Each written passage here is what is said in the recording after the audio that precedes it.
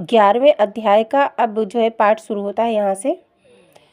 उस समय मनुष्य से आपका भजन नहीं होता, यही कारण है कि आप दीनों पर अत्यंत दया करते हैं। मनुष्य के लिए तो वही कर्म करना श्रेष्ठ है जिसमें आपका स्मरण बना रहे।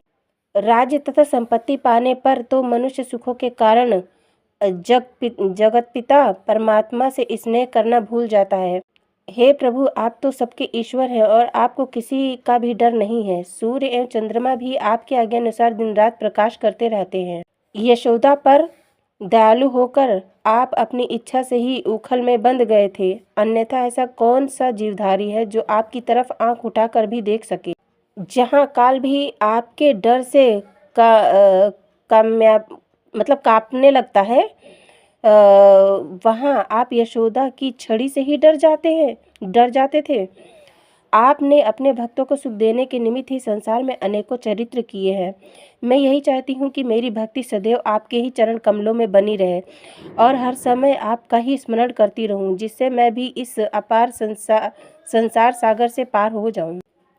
इतनी बात कहकर कुंती भगवान श्री कृष्णचंद्र जी के विरह में दुखी होकर विलाप करने लगी। उस समय श्री कृष्णचंद्र जी ने कहा, हे कुंती, मैं तुम्हें कभी नहीं भूल सकता। मुझे द्वारकापुरी से आए बहुत दिन हो चुके हैं, अतः अब वहां जाकर सब लोगों को देखना है और मेरे सखा सात्यकी और तथा उद्धव आदि की भी अब घर चलने की विशेष इच्छा है।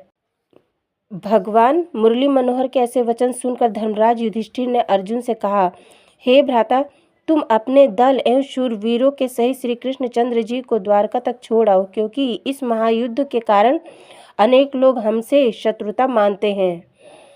अतः कहीं ऐसा न हो कि मार्ग में कोई दुश्मन श्री कृष्ण को हमारी हितैषी समझकर कोई उपद्रव मचा बैठे। धर्मराज युधिष्ठिर के आज्ञा अनुसार अर्जुन ने भगवान श्री कृष्णचंद्र जी के साथ द्वारिका जाने का सारा साज सजा लिया। जिस समय आनंद कंद श्री कृष्णचंद्र जी सब लोगों के साथ विदा होकर रथ में विराजमान होकर चले, उस समय धर्मराज के सहित सारे नगर निवासी त्रिलोकीनाथ श्री कृष्ण के विरह में दुखी होकर आंखों से आंसू बहाते हुए उनके रथ के पीछे दौड़ने लगे। और उस समय नगर की स्त्रियां आपस में कहती थीं कि ब्रिज की उन गोपियों के भाग्य धन्य है जो श्री कृष्णचंद्र जी के साथ रास लीला कर अपने जन्म को सफल बनाती थी। बड़े अहोभाग्य हैं जिनको श्री श्याम सुंदर जैसे पति मिले हैं। हस्तिनापुर की स्त्रियां इस प्रकार आपस में बहुत सी बातें करके श्री कृष्णचंद्र जी के ऊपर पुष्प वर्षा करने। आनंद कंद श्री कृष्णचंद्र जी उनकी बातों को सुनकर और उनके हृदय के सच्चे प्रेम को जानते हुए